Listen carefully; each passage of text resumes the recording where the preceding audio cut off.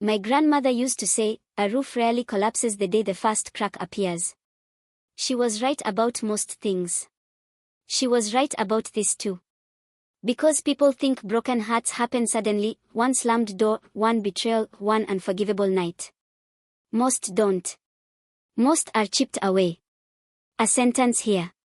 A silence there. A birthday that comes and goes unmarked. Until the woman staring back from the mirror is a stranger wearing a face you used to know. This is Nkem's story. She grows up in a modest Nigerian household on the edge of Houston, where jollof rice simmers through thin apartment walls and her mother prays over every closed door before anyone walks through it. Her father drives a delivery truck 60 hours a week and still asks about her day before mentioning his own. Her parents raise her on one rule above all others: kindness is strength. She believes them without question. In nursing school, she stays late sketching diagrams of the heart for classmates who can't afford tutors. At the children's hospital, she volunteers every Saturday, singing softly in Igbo to babies too small to understand any language yet. In the pharmacy line, she once slides her card toward a stranger's prescription and walks away before he can ask her name. Her aunties call her too soft for this world, half proud, half worried. They have no idea how right they are. Then, at a cousin's engagement party, she meets Joran. He crosses the banquet hall like a man who already knows how the story ends. He isn't wealthy. He isn't especially successful, a string of sales jobs, a business plan that never quite launches. But he knows exactly how to look like a good man. He quotes scripture at the right moment. He carries the elders' plates when the room is watching. He makes the whole table laugh so easily that no one thinks to ask what's underneath it. Her best friend Adiz isn't laughing. He never claps for anybody but himself, she says quietly, watching him hold court at the head of the table. You notice that? You're overthinking it, Nkem says. He's just confident. There's a difference, Adiz mutters, between confident and hungry. She doesn't push it further. Nkem's eyes have already gone soft in a way no warning can reach. 6 months later, Nkem kneels in her parents' backyard under a string of borrowed fairy lights, her father's hand trembling as he gives her away. She has no idea that the man waiting at the end of the aisle isn't looking at his bride. He's looking at everything he hasn't figured out how to take yet.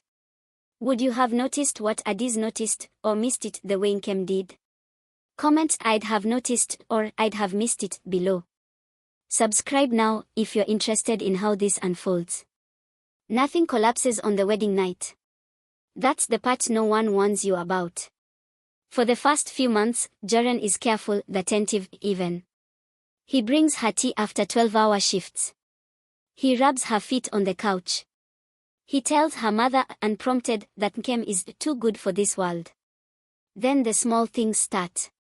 You embarrass me by working too much, he says one evening, eyes on the television, like the sentence costs him nothing.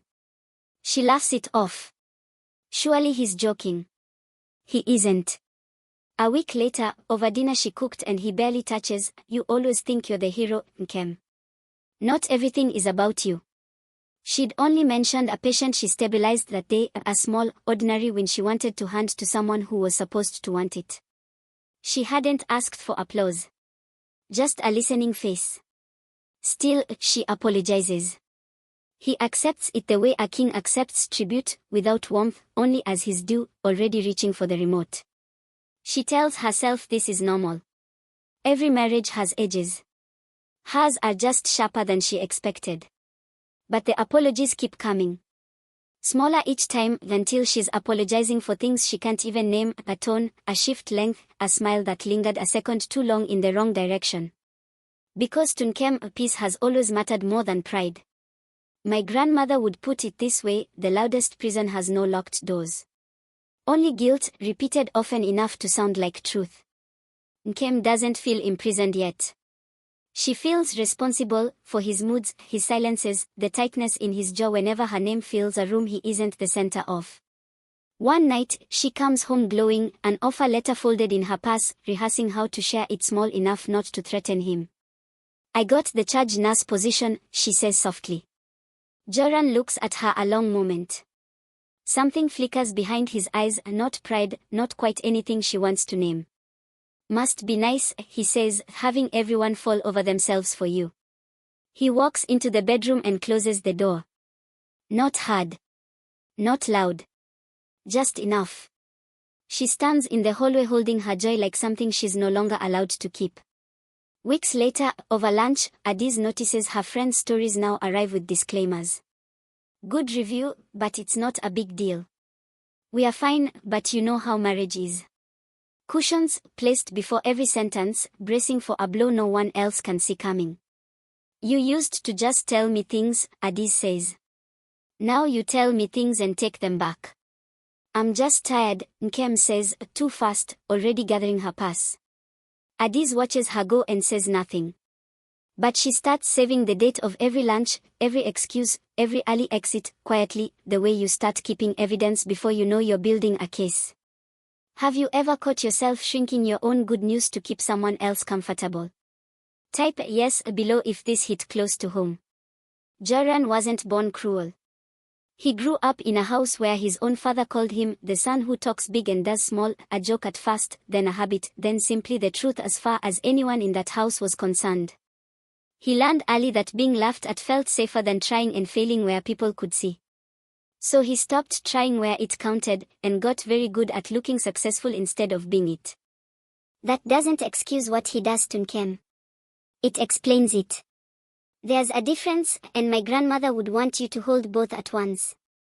Because as her promotions lift their finances, his ventures keep collapsing, a logistics startup that never gets funded, a real estate license he lets lapse, each failure smaller and more humiliating than the last, and each one, by the end of the conversation, somehow becoming hers. Comparison becomes resentment. Resentment becomes cruelty, the kind that leaves no bruise, no photograph, no evidence at all except a woman who starts doubting whether she felt it or imagined it. He mocks how she dresses for work. He lets her birthday pass 2 years running, then acts wounded when she mentions it on the third. He ridicules the very compassion that made him fall for her in the first place. You give money to strangers, he says one night, but you can't give your husband attention. She tries to explain. She always tries. He isn't listening, he's already decided what she meant before she opens her mouth.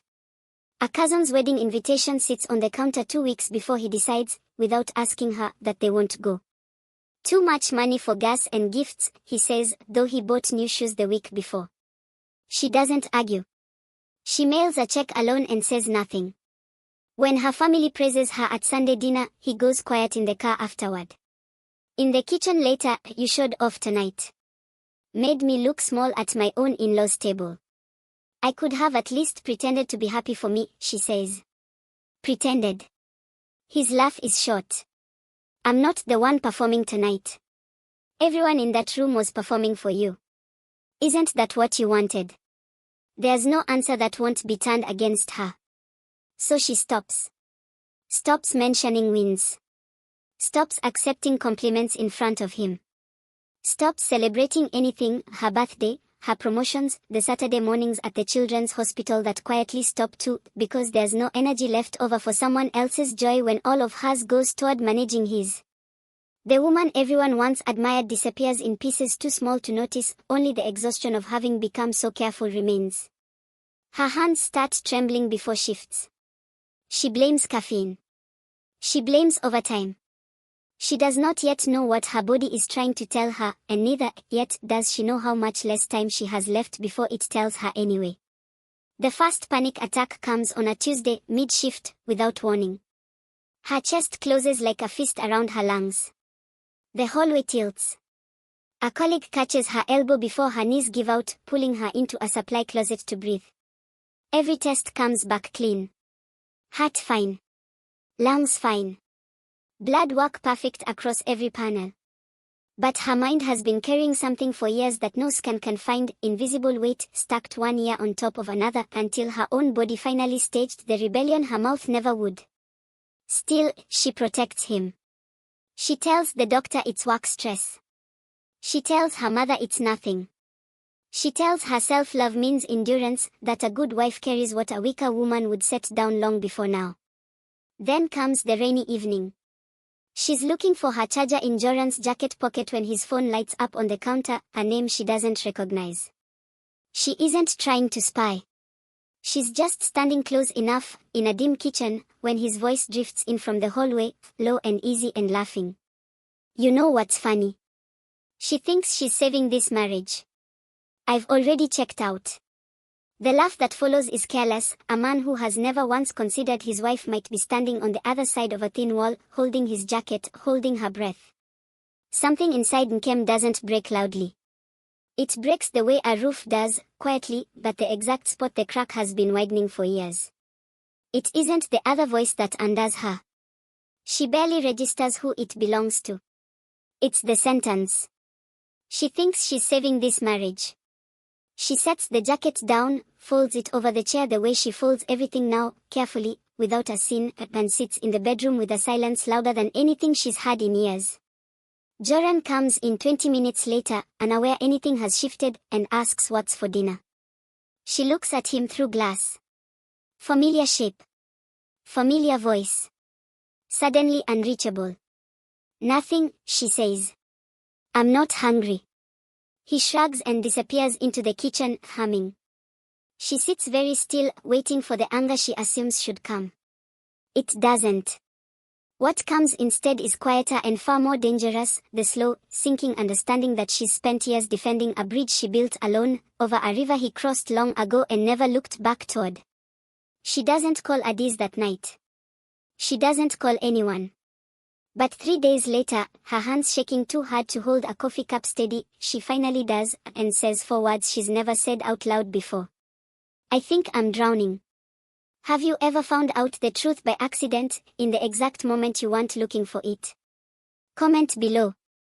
Don't forget to subscribe to enjoy more stories like this. The months that follow are the darkest of her life. Depression settles like a second skin she can't peel off. She forgets conversations mid-sentence. She stares at ceilings until dawn, unable to sleep, unable to pray, unable to remember the last smile that wasn't fast calculated for safety. At work, small mistakes start slipping through, a missed dosage check, a chat left unfinished, the kind of errors that terrify a nurse who built her whole identity on being the reliable one. Her supervisor pulls her aside gently. Nkem, you don't look like yourself. She isn't sure who herself is anymore. Addis starts showing up uninvited, bringing food Nkem doesn't eat, sitting in silence Nkem doesn't feel, refusing every excuse to leave early. I'm not going anywhere, she says one evening, arms crossed, planted in the doorway. You can be tired of me. I'd rather that than not show up. It isn't enough. Not yet.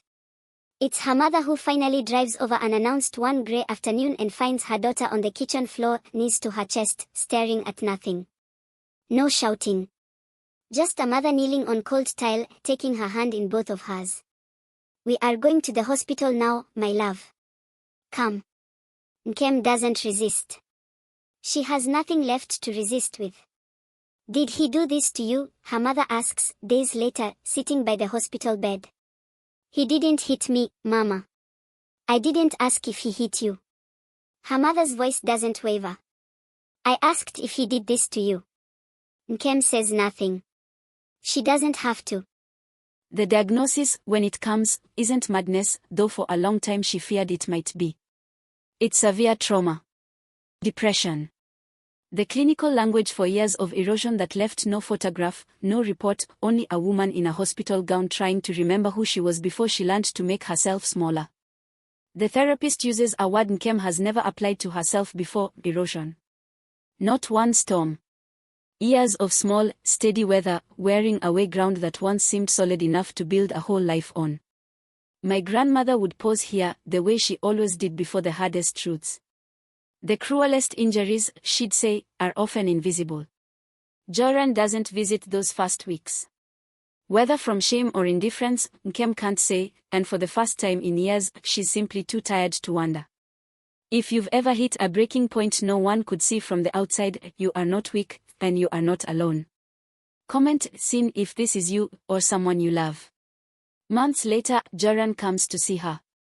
He walks into the small, sunlit room expecting anger, having rehearsed his defenses the whole drive over, ready to explain, to minimize, to survive the conversation the way he survived every hard conversation in their marriage, by quietly becoming the misunderstood one. Nkem sits by the window, calmer than he's seen her in years. Not cold. Not performing peace the way it once cost her everything to perform. Just still, in a way that unsettles him more than shouting ever could. He opens his mouth fast, some half-formed apology rising in his throat, but her eyes stop it before it leaves. I forgive you, she says, without theatrics, without tears. But I cannot carry your brokenness anymore. He shakes his head, hands twisting in his lap. I don't even know how it happened, Nkem. I never meant. I know, she says. And she does. That's the part that aches most, that a man can dismantle a life without ever meaning to build a weapon, simply by never once asking what his silence was costing someone else. For the first time in their marriage, Jaran cries. Not because he's lost his wife, though he has. Not because he fears being alone, though he will be, in ways he hasn't begun to understand yet. He cries because he finally sees her, not the woman who once absorbed every cruelty without complaint, but the one he slowly dismantled, piece by piece, year by year, until a hospital had to help put her back together. There's no revenge in that room. No triumphant final line.